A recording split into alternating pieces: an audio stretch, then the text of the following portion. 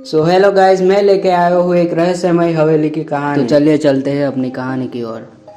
बहुत समय पहले की बात है। एक गांव में एक परिवार रहता था। परिवार में 3 लोग रहते थे, माता पिता और उसका लड़का। उस लड़के का नाम सत्येंद्र था। सत्येंद्र पढ़ने में ज़्यादा होशियार और जिज्ञासु था। पढ़ा लिखा होने के कारण वह भूत प्रेत सभी चीज़ों में विश्वास करता नहीं था। उसी गांव में एक बहुत ही पुरानी हवेली थी। कहा जाता है कि बरसों पहले यह हवेली एक राजा की थी और उस राजा की बेटी हुआ करती थी। उस हवेली में उस राजा की बेटी की जलकर मौत होने के कारण लड़की की आत्मा हवेली में चारों तरफ घूमती रहती। इस डर के कारण उस हवेली के आसपास कोई नहीं जाता था। वह हवेली बरसों से बंद पड़ी रहती थी। जब सत्येंद्र बहुत ही ज़्यादा जिज्ञासु होने के कारण वह हवेली के बारे में बहुत कुछ जानता था, इसीलिए उसने फैसला किया कि वह हवेली के अंदर जाएगा। पर लोगों ने उसे बहुत ही रोका। लोगों ने उसे यह भी कहा कि अंदर जाने वाले लोग कभी वापस लौट के नहीं आते। फिर भी सत्येंद्र बहुत ही ज़्यादा बहादुर था। अपनी जान की परवाह किए बिना अंदर जाने की ठान ली थी। सत्येंद्र ने अपने 3 दोस्तों को अंदर जाने के लिए राजी किया और वह परसों ही सुबह अंदर जाने की योजना बनाने लगे। अंदर जाने के लिए किन किन चीज़ों की ज़रूरत पड़ेगी, किन किन सामानों की ज़रूरत पड़ेगी, वह सभी लाने के लिए वह बाज़ार चला गया। बाज़ार से आने के बाद उसने अपना बैग तैयार किया। अब वह दिन आ चुका था जिस दिन वह अंदर जाने वाला था। उसके जो 2-3 दोस्त अंदर जाने के लिए तैयार हो गए थे, वह भी उसके घर के सामने आ गए थे। सत्येंद्र भी तैयार हो गया था और वह अपने माता पिता से आशीर्वाद लेकर उस पुरानी हवेली की तरफ चल पड़ा।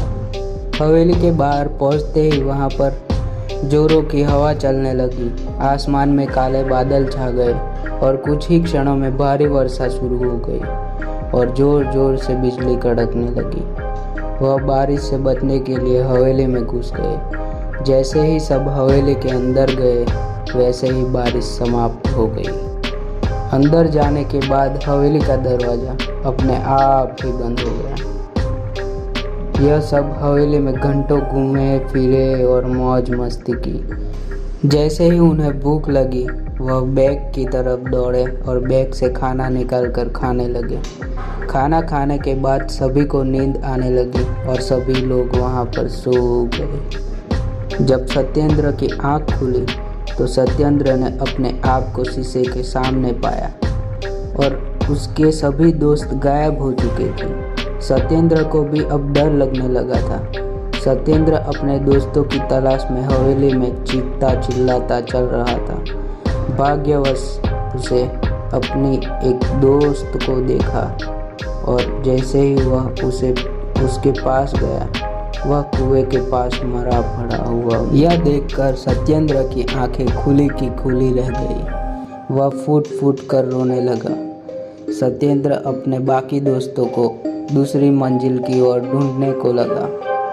वहां जाके देखा तो उसके दूसरे मित्र की लाश जली पड़ी हुई मिली। वह मित्र भी उसका जलकर मर चुका था। सत्येंद्र को अब कुछ समझ में नहीं आ रहा था।